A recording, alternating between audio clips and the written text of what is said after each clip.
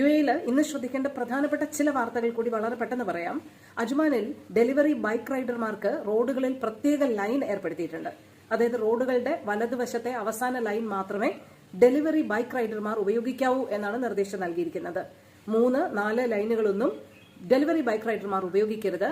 നിയമലംഘനം നടത്തിയാൽ 400 ദിർഹമായിരിക്കും പിഴ എന്നുള്ള ഒരു കാര്യവും അജ്മാൻ പോലീസ് ഓർമ്മപ്പെടുത്തുന്നുണ്ട്.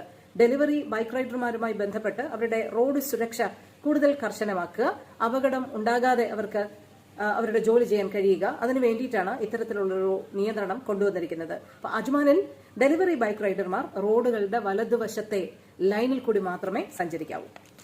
ഇന്ത്യയിൽ IPL മത്സരങ്ങൾ അനിശ്ചിതകാലത്തേക്ക് നിർത്തിവച്ചിരിക്കുന്ന ഒരു വാർത്തയാണ് ഇനി പറയാനുള്ളത്. UAE ഒരുപാട് പേര് കണ്ടുകൊണ്ടിരുന്നതാണ് ഇന്ത്യയിലെ IPL മത്സരങ്ങൾ. എന്തായാലും ഇന്ത്യ പാകിസ്ഥാൻ സംഘർഷങ്ങളുടെ പശ്ചാത്തലത്തിലാണ് ഇത് അനിശ്ചിതകാലത്തേക്ക് നിർത്തിവച്ചിരിക്കുന്നതെന്നാണ് ഇപ്പോൾ PTI റിപ്പോർട്ട് ചെയ്യുന്നത്. സംഘർഷ സാഹചര്യത്തിൽ IPL മത്സരങ്ങൾ നടത്തുന്നത് ശരിയായ മാതൃകയല്ല എന്നുള്ള നയം BCCIയിലെ ഉദ്യോഗസ്ഥർ തന്നെ എടുത്തിരിക്കുന്നു എന്നാണ് നമ്മൾ മനസ്സിലാക്കുന്നത്. വ്യാഴാഴ്ച ധരംശാലയിൽ സംഘർഷങ്ങളുടെ പശ്ചാത്തലത്തിൽ പഞ്ചാബ് കിങ്സും ഡൽഹി ക്യാപിറ്റൽസും തമ്മിലുള്ള മത്സരം അബ്രപ്റ്റായിട്ട് നിർത്തിവെക്കുകയായിരുന്നു. പിന്നെ താരങ്ങളെ പ്രത്യേക ട്രെയിനിലാണ് ഡൽഹിയിലേക്ക് അവിടെ നിന്ന് സുരക്ഷാപരമായിട്ട് എത്തിച്ചത്. എന്തായാലും നിലവിലെ സാഹചര്യത്തിൽ IPL തുടർന്ന് മുന്നോട്ട് കൊണ്ടുപോകാൻ പറ്റാത്ത ഒരു കാര്യമാണ് താൽക്കാലികമായി നിർത്തിവെച്ചിരിക്കുന്നു എന്നുള്ള ഒരു റിപ്പോർട്ടുകളാണ് പ്രസ് ട്രസ്റ്റ് ഓഫ് ഇന്ത്യ ഇപ്പോൾ നൽകുന്നത്.